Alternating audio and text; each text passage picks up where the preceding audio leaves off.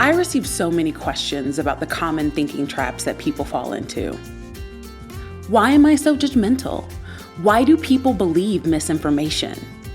Why do I have such a hard time letting go of this person that isn't good for me? Well, today I'm going to fill you in on some of the cognitive fallacies that are common in human thinking so you can be aware and skillful around them. Welcome back to Savvy Psychologist. I'm your host, Dr. Monica Johnson.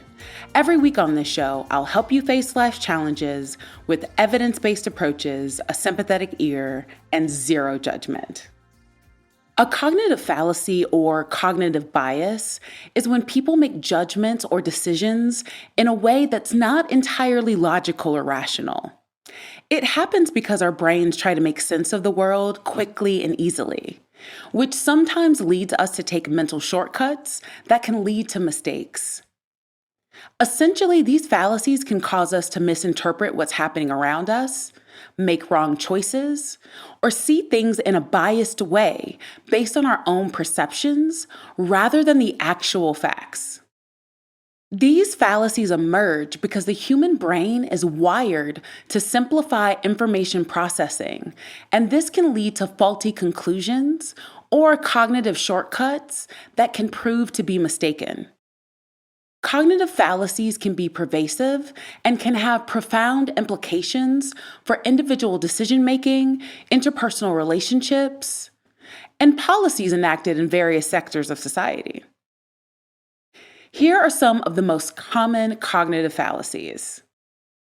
The first is confirmation bias.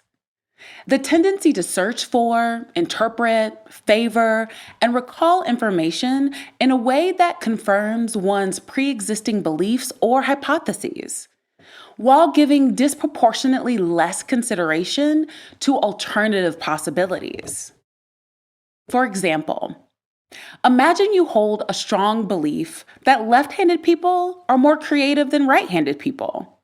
When searching for information, you focus on articles and studies that confirm this belief, and ignore or discredit evidence suggesting there is no significant difference in creativity between left and right-handed people.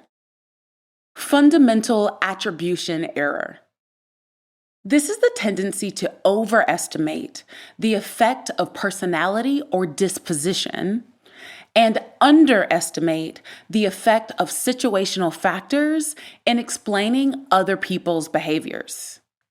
It's why we might label someone as rude for not holding a door open, without considering they might be in a rush or simply didn't see us. Another example would be you see a coworker snap at another colleague and immediately think, "What a jerk."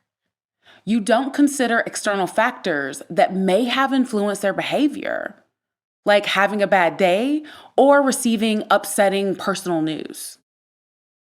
Next is in-group bias or in-group favoritism. This is the tendency to give preferential treatment and favor to members of our own group over those of an out-group. This can manifest in various forms, including social, ethnic, or even arbitrary distinctions between groups. For example, during a team meeting, you agree with an idea proposed by someone from your team more quickly than with a similar idea presented by someone from another department, simply because you share a common group identity. Next up is outgroup homogeneity effect. The perception that members of an outgroup are more similar to each other than they really are, as well as more similar than members of the in-group. This can lead to stereotyping and prejudice. So, for example, after moving to a new city, you might start to think everyone here is the same, because they dress similarly or have similar hobbies, overlooking the diversity within the community. Another example might be if you have thoughts or make assumptions that, for instance, all Democrats or Republicans are the same, or all queer people are the same.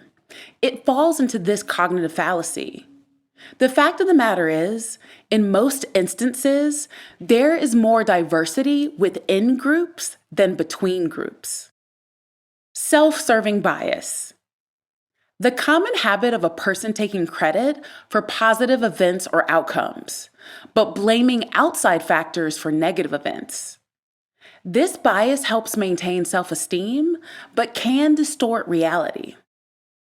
For example, after receiving a high grade on a group project, you think to yourself, we got a good grade because of my hard work and contribution. But if the grade were low, you might think, we did poorly because the others didn't pull their weight. Status quo bias. Status quo bias refers to the tendency for people to prefer things to stay the same by doing nothing or by sticking with the decision made previously. This bias can lead individuals to resist change, even when a change might bring benefits. So, for example, let's imagine a mom who's been taking her children to the same pediatrician since they were born. Over the years, she has noticed that waiting times have significantly increased, the office has become overly busy, and she feels that the care isn't as personalized as it used to be. Her friends recommend a new pediatric clinic that is open nearby, which is known for its innovative practices, shorter wait times, and a highly personalized approach to care. Despite these potential benefits, the mom in this example hesitates to switch doctors. She thinks about the history that she has with the current pediatrician, the familiarity she and her children have with the doctor, and the effort it would take to transfer medical records and get accustomed to a new office routine. Consequently, she decides to stick with the current pediatrician, prioritizing the comfort and familiarity of the known over the potential advantages of making a change. This reluctance to switch, despite clear reasons to do so, is a classic example of status quo bias. Halo effect. The tendency for an impression created in one area to influence opinion in another area. For example, believing someone is inherently good because they are attractive. So to go further with an example, you meet someone who is particularly attractive, and without knowing much about them, you assume they are also kind-hearted, intelligent, and fun, based on your positive reaction to their appearance. Next up is bystander effect. The phenomenon where individuals are less likely to offer help to a victim when other people are present. The greater the number of bystanders, the less likely it is that any one of them will help. For example, you witness a person slip and fall in a crowded mall. Instead of rushing to help, you look around and see that no one else is making a move to help. So you also refrain from acting, assuming someone else will step in. False consensus effect. The tendency to overestimate how much other people agree with us. It can lead to the belief that our beliefs, values, and habits are quote-unquote normal, and that others share them to a greater extent than they actually do. For example, imagine that you're a person who is very passionate about environmental conservation. You actively participate in recycling programs, avoid using single-use plastics, and often speak out about these issues on social media.